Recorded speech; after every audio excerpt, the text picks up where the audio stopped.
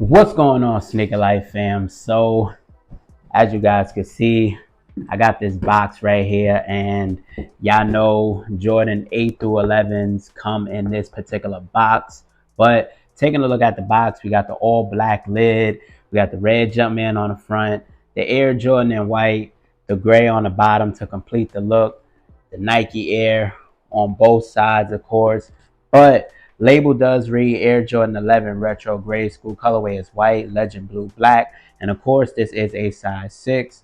Now, popping open this lid right here. Nothing too crazy under the lid. All white. Lot number somewhere in there.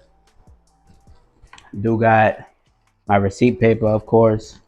And then they gave us like this carbon fiber, paper right here. And the shoes, yeah.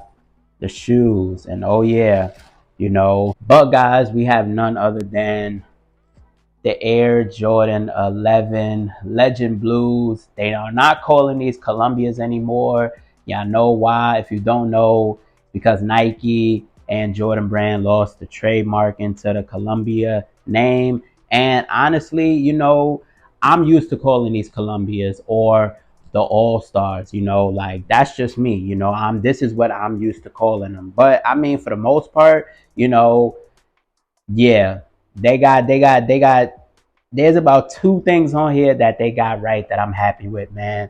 But let me give y'all a little bit of history. So first and foremost, this particular colorway originally released February 1st, 1996. Then a few weeks later, we did see Michael Jordan himself debut these in the All-Star game, and that was his first All-Star game since coming back from retirement. Also, that was the second year that he did win his second MVP in 1996, and he did it in the Air Jordan 11 Columbia. Man, these are nice, y'all. But now that you know a little bit of history about this particular shoe, guys, let's go ahead and break down the shoe. So first and foremost, starting off with the upper, guys, you see we do have this nice patent leather in all white. Yes, and it is that high cut patent leather, that something we see on the OGs, of course. And I'm glad that they gave us that high cut patent leather, yeah. I mean, it's something that, it's true to the originals. Now, I know some people may be fans of the low cut patent leather, which is cool, but for me, I'm a fan of the high cut patent leather. Now, I will say that this patent leather, compared to last year on the Air Jordan 11 Gratitudes, these are not going to crease, the way the Gratitudes did. I feel like, you're going to have to get a few wears in with these for these to actually start, getting that crease up. So that's something that, I am happy about. Also, it seems like if you look at it, they went with a more thin cut leather on the patent leather with that patent leather coating. Now on the originals, they did have a more thicker cut with that patent leather finish, but nonetheless, still glad about it. Can't get everything true to OG, but still love them either way with that high cut patent leather.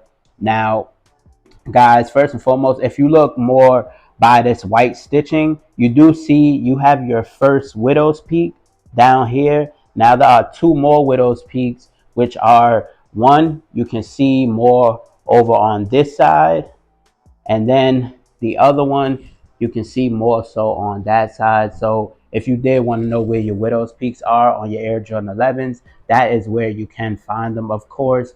But going into the lacing portion, guys, they did hit us with these nice thick white rope laces to kind of mimic the NBA rim, with that thick material. You do got your all white mesh tongue. You do got your legend blue stamp, or tag right there on the tongue as well, with the white Jumpman in the middle, and then the Jordan Jumpman in black going across. Something standard that we see on the Air Jordan 11s all the time. And on the base of the lacing portion, guys, we do have these white nylon speed lacing straps right here, of course. Something that we see on the Air Jordan 9, of course. And then we also have this white leather right here. Now, I will say that this leather, guys, it's more so on the stiff side. And I feel like a lot of OG retros that have released this year have had more of that stiff leather, depending on what, OG it was. Not saying all of them, but some of them were on the stiff side when it came to the leather.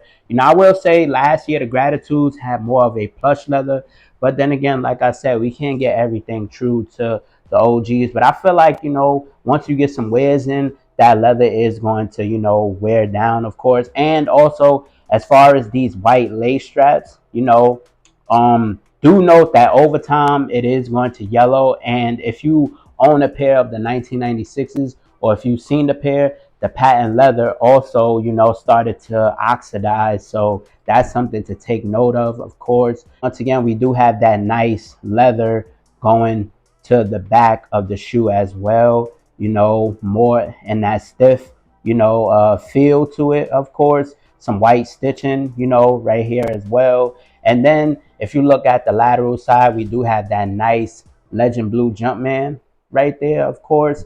And thing I like about that, guys, is the fact that they kept these true to the OGs, and they got the Jumpman right this time. Now on the 2014s, the Jumpman was facing this way, and on this particular pair, the Jumpman is facing in the right direction. So I definitely am happy about that, guys. But going into the heel, you do have your heat press 23. Nothing too crazy on the heel of the shoe, of course, guys. But let's go ahead and take a look at the interior of the shoe, and hopefully I don't have to unlace these bad boys, yeah. But first and foremost, we're gonna start off with the sock liner. These do have a nice all black, cushioned sock liner right here.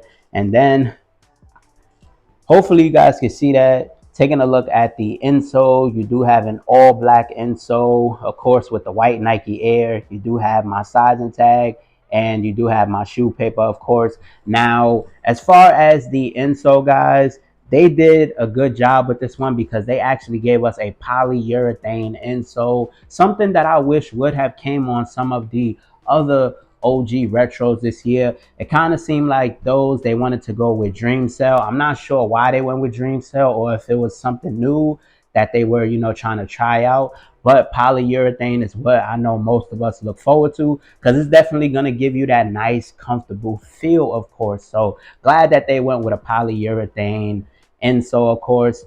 Now, also taking a look at the back of the tongue, and hopefully you guys can see that it does say quality inspired by the greatest player ever, with some hints of white and some hints of legend blue. Also that black nylon on the back of the tongue as well. Nothing too crazy, standard Air Jordan.